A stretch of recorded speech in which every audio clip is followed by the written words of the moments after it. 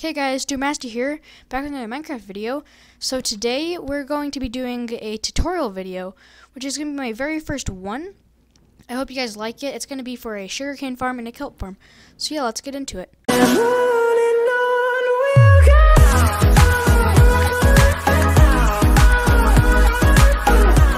So guys, this is the first farm.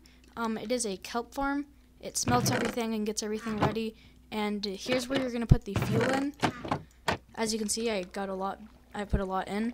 And basically, this is the simplest design that you can do.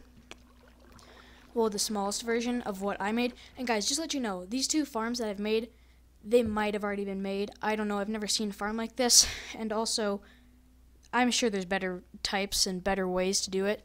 But this is just how I do it. So, basically, this farm is going to, it uses quasi-connectivity, which I'm kind of confused with. And if you guys have seen my TechCraft season video, then you'll probably know what's happening. Basically, when this kelp grows up, it detects this observer powering this redstone, powering this piston, somehow also powering this piston, breaking that. And then you might wonder why I have this. So I thought, wait, can the kelp can like stop growing at like when it's too high? I think might be 3, but I'm not sure. So I thought, oh, so then every time that it turns night, so if we do time set night, you can see it breaks. And then, yeah, so that's what it's going to do. And then it automatically starts cooking in the furnace. And here, if we do game rule, random tick speed, I don't know, like 1,000, you can see it grows a lot faster.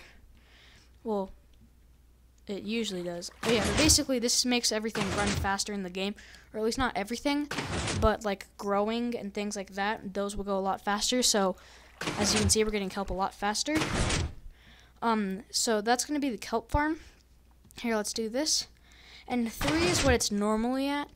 It's kind of a strange number, but okay. And basically, it will all start flowing into here when it's done. And these are all the resources that you're going to need to build this, which is the smallest one. So 1 to 2 stacks of building blocks. You're going to need 2 stairs, 2 chests, 1 furnace, 1 crafting table, 2 trapdoors, an infinite water source, kelp, which is 1 observer, 1 daylight detector, 11 hoppers, 1 redstone repeater, 2 redstone dust, 2 pistons, and 1 sticky piston. And if you guys don't if you guys think that you'll be fine if it just suddenly stops working, if it does stop working, I haven't seen it do this before, but basically you don't need to have the repeater, daylight sensor, sticky piston, and you use 1 less redstone, and you can just delete that all out. And yeah, the crafting table's here. You probably only need 1. Yeah, I said 1. I have 2 here just because it looks good, I think. And I built up a bigger version. Where is it? Oh, it's over here. So it's basically the exact same thing, but bigger. You're going to only need 1 of these, like, per 15-ish blocks or so, something like that. And then all these get knocked over here. I don't think I'm going to be able to do tutorials. Well, I could do tutorials, but I don't think I need them, just because of how simple they are. But basically, as you can see, this is the bigger version. And same deal. It's pretty much everything is the same for how you're going to interact with it. It just uses more things.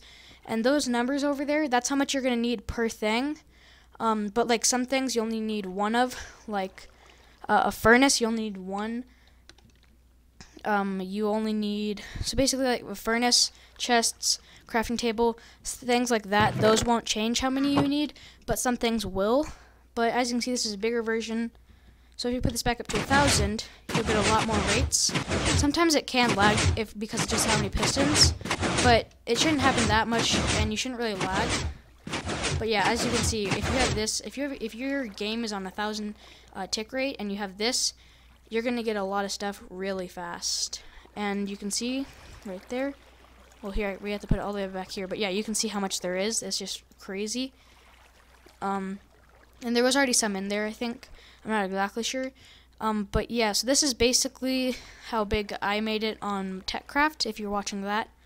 And then that's the sugarcane farm. That's how big I made it on TechCraft.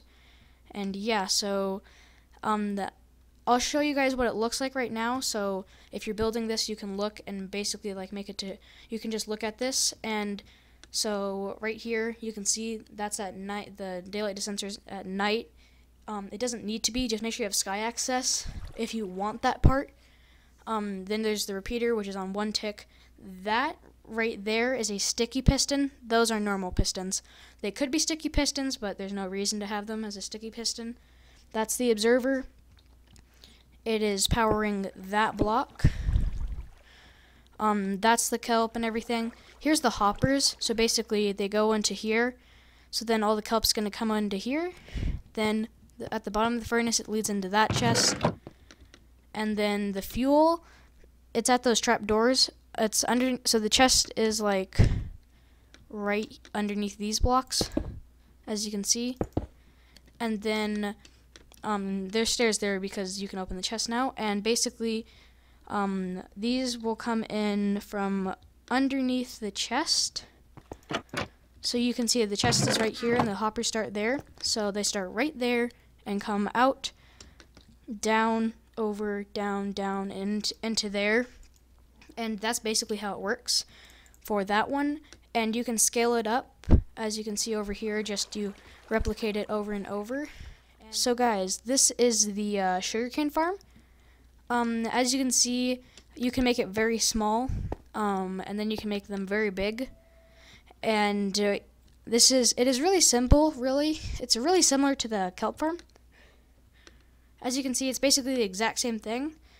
So it's pretty much the exact same thing as the kelp farm, except for how you collect items.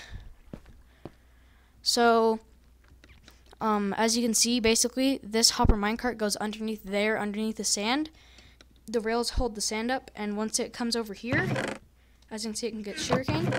Here, if we put the sugarcane in, I don't know, if we put it right there, what you'll see is the hopper will stop because this is powering the rail, making the hopper go back and forth. But whenever it's unloading items into that hopper, it's like, hey, there's items in here, so it leaves the hopper minecart on it so we can drop off the items. So that's called like an item drop-off system or whatever. So here, I'll just go into spectator. So as you can see, you have to have the water right here. Make sure it doesn't flow down and get your rails. But basically, it's the exact same thing with the weird quasi-connectivity pistons, and then right there's the observer looking down at you. So yeah, that's basically that. And as you see, if we put the tick speed much higher, it's going to start producing much faster. This one you don't have to worry about the daylight sensor because these things never like have a end growth stage that they have. So you can see that it just keeps on coming back up, and whenever it gets items, it stops, unloads them.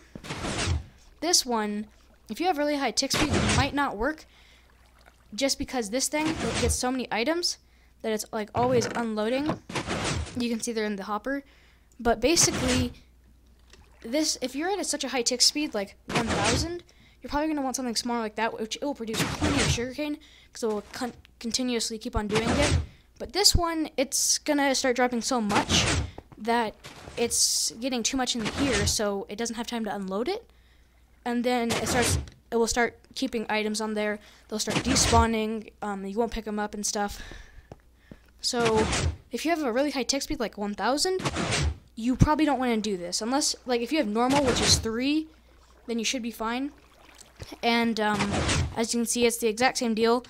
I have all of these being powered rails and redstone blocks, but if you watched my TechCraft, you can definitely see I did not use all powered rails and all redstone blocks. You only need to use like 3 or so, but the important thing is that you have to have some here, you have to have 2 here, a normal rail, and then any of these can be powered, but this very last one has to be powered. And as you can hear, there's the water right here, and make sure that you don't have blocks here, especially like obsidian, so you can see that's going to move them. But if you have obsidian, then it won't work, I don't think. It might. But yeah, if you look... Oh yeah, actually it will, but... Okay, well, I didn't know that. It does work. But, so basically, I think you can have blocks. I'm not exactly sure. That might have been because of other weird mechanics. But basically, try not to keep blocks behind there. You might be able to. maybe someone can test that and tell me in the comments. That'd be greatly appreciated. But that's this is basically the farm. You do not need this glass here. It's completely optional. These sea lanterns, you don't need them here, but I think they might. I think sugarcane might need a light source, but I'm not sure. Also, I think it just looks kind of cool. But anyways, here's the resources that you're gonna need. So you're gonna need like 1 stack of building blocks. Remember, this is for like the small design. You're going to need 1 piece of sand, 1 sugarcane, a power source for the rails. Does not have to be redstone blocks.